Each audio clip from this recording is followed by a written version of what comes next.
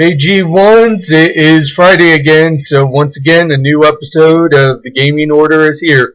I of course am Ginger Gravis, and this week I'm going to be talking about the whole GTA 5 coming out and everything, and also I'm going to be ranting about a couple other things. It's probably going to be kind of short. I don't know, usually my longest ones are only about 15-20 minutes anyways. The shortest ones are a little bit less than 10.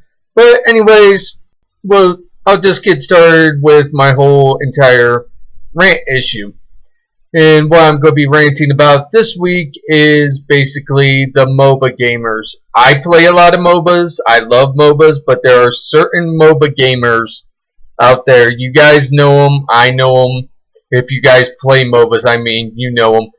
They're the guys that, if you're really good, they will join your team and be like, oh yeah, you're the most awesome game player ever and all that. Or you're the exact opposite and you're not so great and they call you noobs, speeders. You guys who play MOBAs, you've heard it. I've heard it a couple of times. And then there's the people that are right there in the middle, those average guys. I'm one of those average guys, and I get a mix of both. I get some of the people that call me feeders and a noob and I suck and I need to stop playing this game. And also I get the people who want to join my team and be like, yes, I want to play with you and everything. And I kind of hate that. The game is supposed to be for fun. I understand it's kind of competitive sometimes. There's, well, more than sometimes, but still. If you are not a professional player, don't be saying that kind of shit. Seriously. It's just supposed to be for fun. It's supposed to be a game that you enjoy with people online and everything. And there's no point in you being rude and disrespectful by saying that kind of stuff. If you have a problem with the way the person plays, try teaching them to get better. Don't just trash them and be like, oh, hey, you suck. Oh, hey, you're a noob. Oh, hey, you're a feeder. You shouldn't be playing this game. You should help them out. Give them tips. Tell them what they're doing wrong. And try to help them fix it instead of having that kind of attitude. Like I said before, I like the guys who are respectful. And like I've had a couple who have been respectful to me and have given me tips whenever I've done anything that wasn't really good in the game, and I'm glad that I got those tips because with those tips it has helped me get better in certain MOBAs. Like I'm really good, like I've said before, I'm really good at Dota 2. I'm pretty decent at League. Smite I'm on again, off again, depending on like what certain level I'm playing on. On Conquest I'm good. On Assault, I'm not really good because Assault is ARAM, which, for those that don't know what ARAM is, it's basically you go in and they select a random character for you and you play as that random character. So that kind of sucks, but it kind of helps you try to get into a different character. Like, hey, you've been playing this character or that character so long. Why not try playing as this character? That's what Assault does, and it kind of sucks sometimes, and sometimes it's really good, but like it's a hit and miss, I'd like to say, when it comes to Assault, because I've been playing a lot of Smite. I am trying to get to level 30 before the end of next week, like by this like next Friday when I post my newest episode of the Gaming Order. I am really hoping that I'll be at level 30 by then. The only really incentive for me rushing to try to get to level 30 is mainly the Keiko Demon skin for Ymir before the beta ends, which I don't know when the beta ends. Nobody really does. I'm just trying to hurry up and get that skin before I never get a chance to. So, anyways, there's that, and then I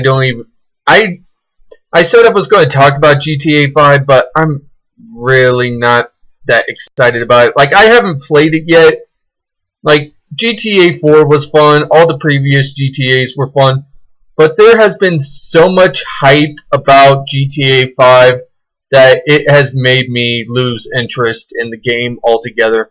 I'm sorry if you guys feel bad about that, like, oh, he only hates GTA 5 because everybody's hyped it up. I'm sorry. I'll probably pick it up next week when I get paid or whatever. I may sit down and play it, but I just do not like games that get so overhyped. Because games that get so overhyped usually tend to happen like this. Gets overhyped, overhyped, overhyped. You suddenly sit down, start playing the game. Wow, this sucks. That's pretty much how it is most times when a game gets overhyped. A game will get overhyped and then you sit down, play, and find out it is not as great as everybody said it was. So, sorry GTA 5, I may give you a try, but as of right now, I'm just going to stick to my MOBAs and I'll try playing some other games. Like, I'm interested in playing Rayman Legends. I do not have that yet. I'm probably going to grab that for my Wii U since, like, it's going to be one of the big... It's not going to be the, like, reel-em-in catch-all game for Wii U.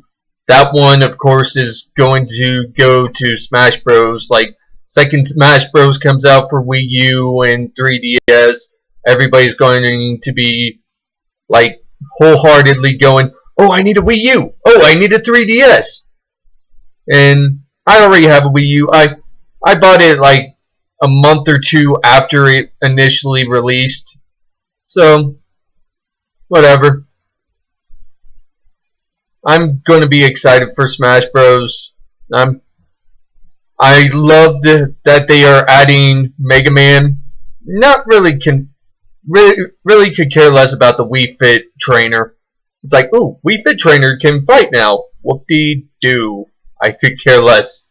I just like that they put Mega Man in. It's like, finally, Capcom is doing something good with Mega Man. When it's not even Capcom that's doing this. It's Nintendo going, hey Capcom, we're taking your favorite character and we're putting them into one of our games. Don't like it? Kiss our ass. That's basically what Nintendo's saying to Capcom.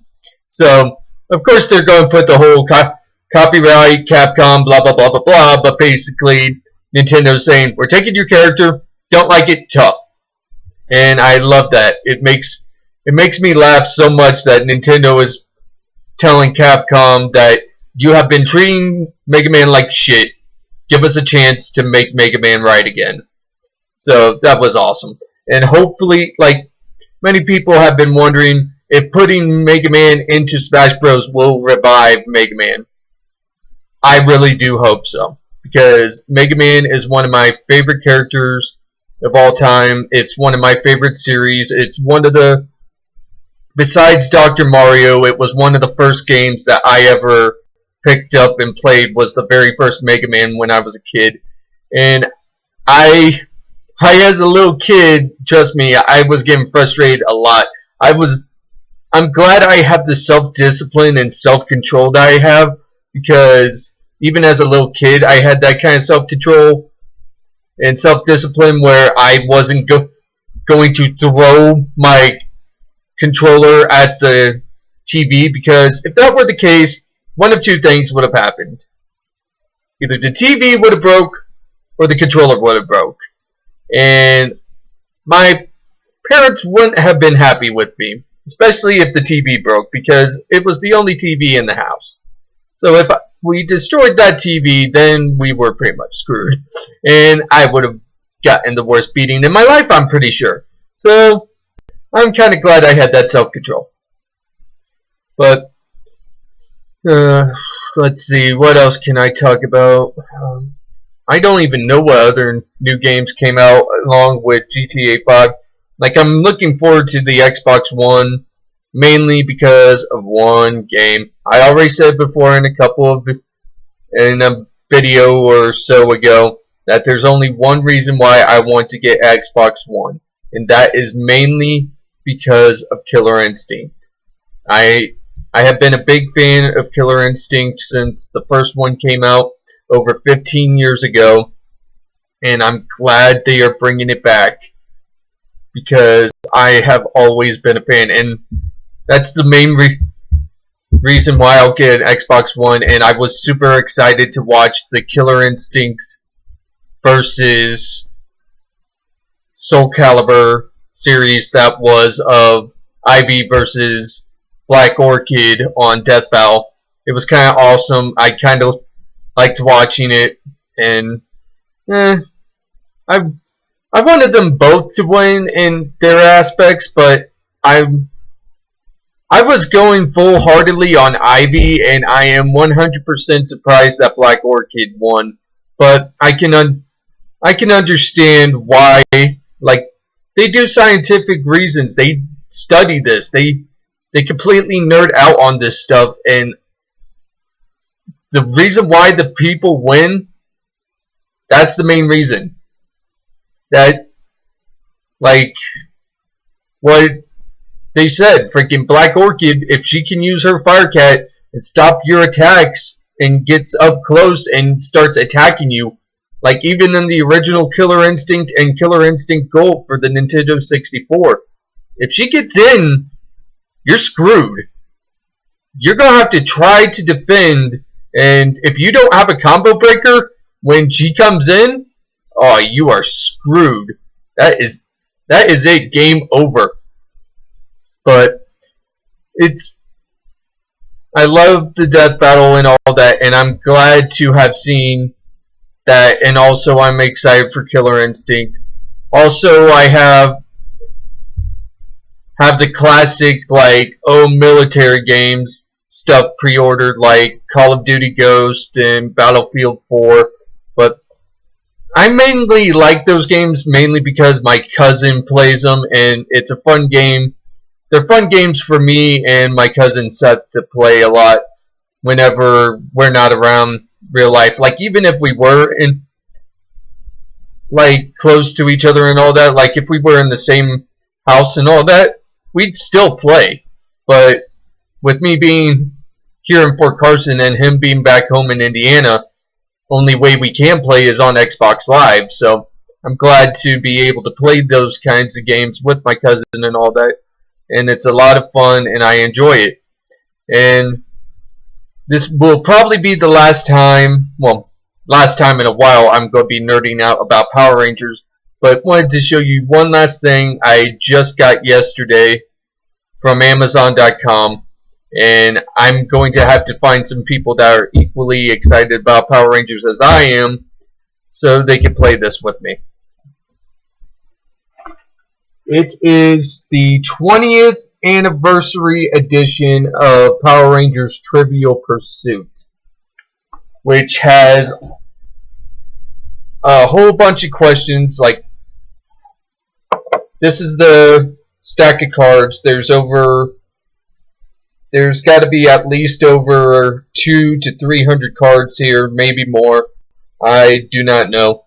But I've checked out some of the questions and answers and stuff, and some of them, like some of the questions are ones that I've watched every single season of Power Rangers. Like, even some of, like, I even went back onto Netflix and went and watched the old seasons and everything, and I've went through some of these questions, and some of these questions still make me go, huh? When did this happen? What's that? It makes me question many things. Like, I'll pull one card here, and let's see.